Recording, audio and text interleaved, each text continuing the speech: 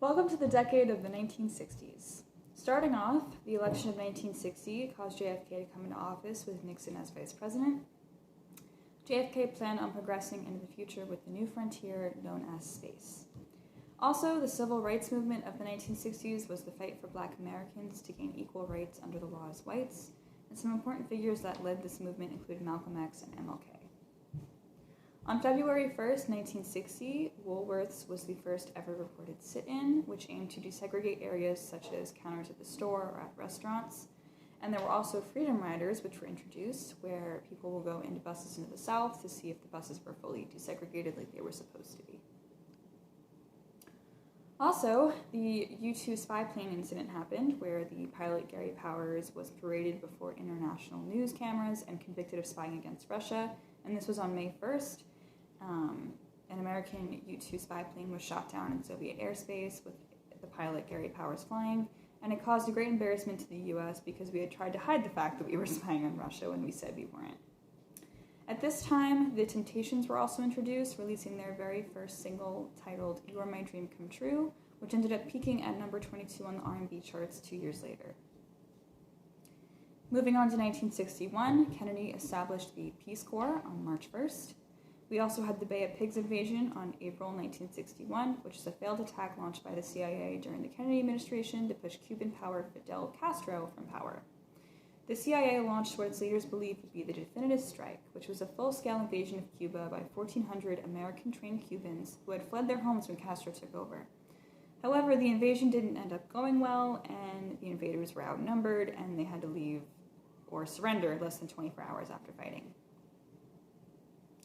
On the night of August 12th to the 13th of 1961, the East German government, backed by the Soviet Union, began to build a barrier between East Berlin and West Berlin, and this became known as the Berlin Wall. Moving on to 1962, on May 8th, a movie called Dr. No was released, which introduced America to the character we all know as James Bond. We also have the Baker versus Carr case, which held that federal courts could hear cases arguing that a state's drawing of electoral boundaries, otherwise known as redistricting, violates the 14th Amendment of the Constitution. On July 10th, 1962, the Telstar 1 launched on top of a Thor Delta rocket, and through space, it successfully relayed the first television pictures, telephone calls, and telegraph images, and provided the first live transatlantic television feed.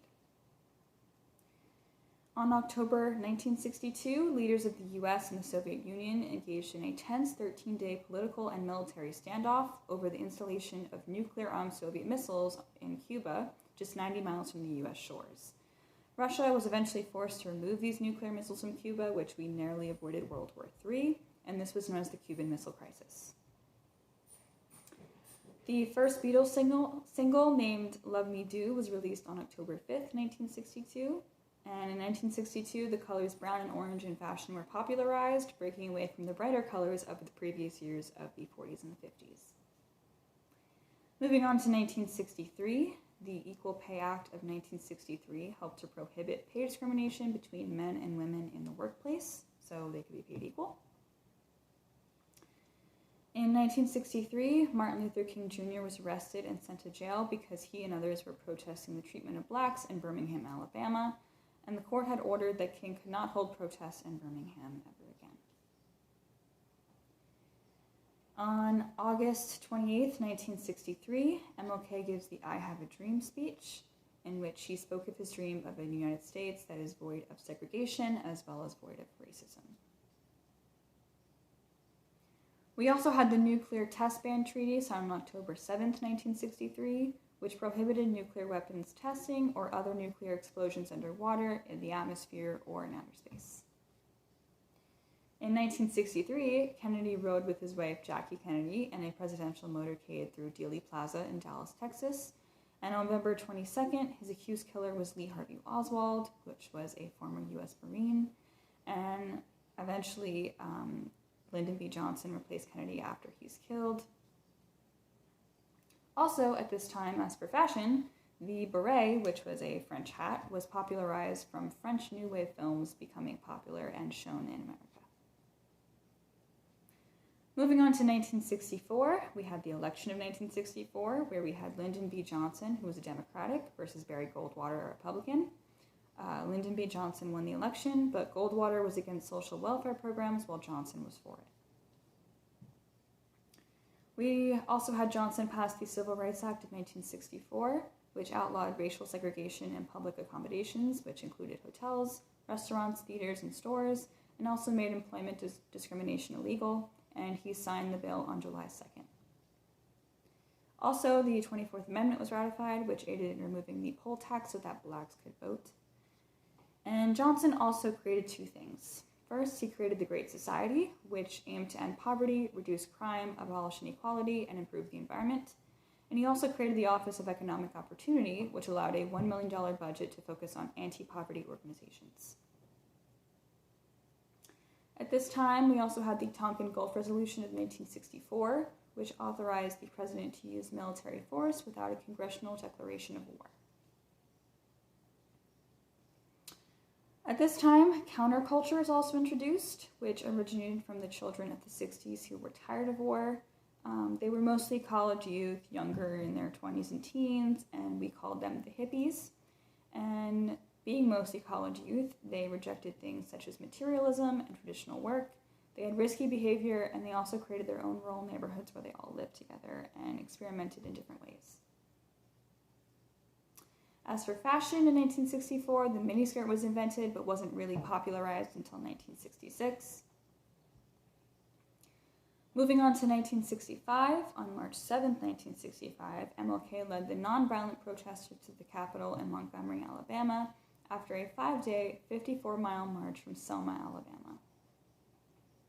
At this time, the idea of Black Power emerges, which is a political and social movement that advocates for racial pride, self-sufficiency, and equality for all Black people. In 1965, Malcolm X is assassinated in New York. And we also are introduced to the Watts race riots, which occurred on August 11th. And this was when an African American named Marquette Fry was arrested by a white police officer for driving while intoxicated. The Watts race riots were an event that led to one of the most infamous race riots in American history, and by the time the week was over, nearly 36 people were dead. Women at this time also put through the NOW movements, which fought for things such as maternity leave and equal job training, and it was part of the second wave of feminism. We also had the Voting Rights Act of 1965 passed, which allowed for literacy tests to not be necessary for someone to vote in the South.